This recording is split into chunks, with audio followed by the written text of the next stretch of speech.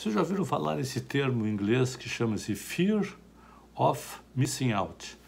Abreviando é FOMO, F-O-M-O. O que significa isso, Fear of Missing Out? Olá, meus amigos, Nélio Tombini, psiquiatra, psicoterapeuta, trazendo reflexões para que vocês possam olhar melhor o andar da vida emocional de cada um de nós. Vocês já ouviram falar nesse termo em inglês que chama-se Fear of Missing Out? Abreviando é FOMO, F-O-M-O. O que significa isso, Fear of Missing Out? A pessoa fica com uma sensação de estar de fora, perdendo alguma coisa. E onde isso acontece? Nas redes sociais, nas mídias sociais. Instagram, Facebook, WhatsApp, todas essas mídias sociais que as pessoas acompanham permanentemente. Eu tenho, às vezes, me surpreendido que eu recebo algumas mensagens por WhatsApp de amigos ou pacientes, e se eles imaginam que eu devo estar com o celular na mão, olhando para o celular o tempo inteiro, porque se eu não responder em 5 minutos, parece que eu já esqueci deles. Eles também, alguns pacientes meus amigos, também estão sofrendo dessa síndrome. Esse fear, o ter medo de ser esquecido, de uma certa forma, empobrece muito as pessoas. Em que sentido? A pessoa não olha mais para ela. Ela não se imagina num contexto social. Ela fica sendo manipulada pelos likes e pelo que os outros estão dizendo, né? E ela quer se incluir naquilo, quer ser aceita, quer ter um espaço.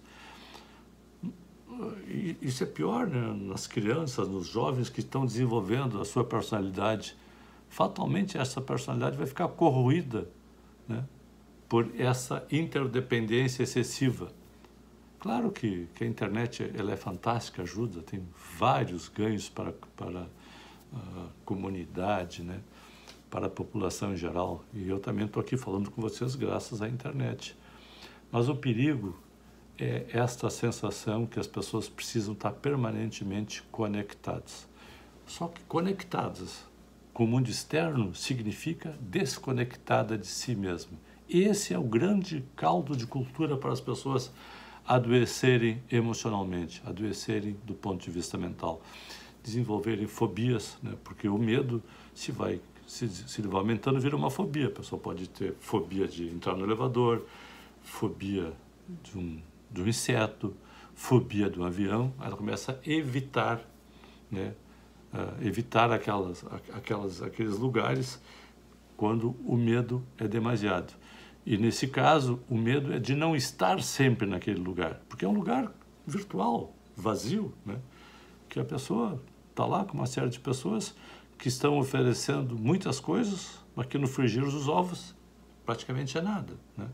Porque é uma troca de impressão, de falação, de achar isso, aquilo, muita teatralização, muita enrolação, muita enganação. Então, isso é um problema muito sério que eu estou trazendo para vocês, principalmente o olhar sobre as crianças e os adolescentes, né, que se consomem com isso. O ser humano precisa ter uma capacidade de introspecção, de ficar só, de pensar, de refletir, de ter feelings, observar. E para isso precisa um certo isolamento, né? Às vezes precisamos ficar com nós mesmos, lendo um livro, conversando com um amigo, uma conversa mais íntima, assistindo um filme, uma série.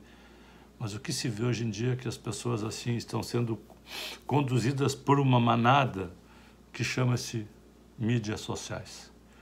E seguramente isso é um caldo de cultura para que as pessoas fiquem mais depressivas, mais ansiosas e mais esvaziadas. E que perca o contato, né? Perca o contato. O ser humano precisa de contato.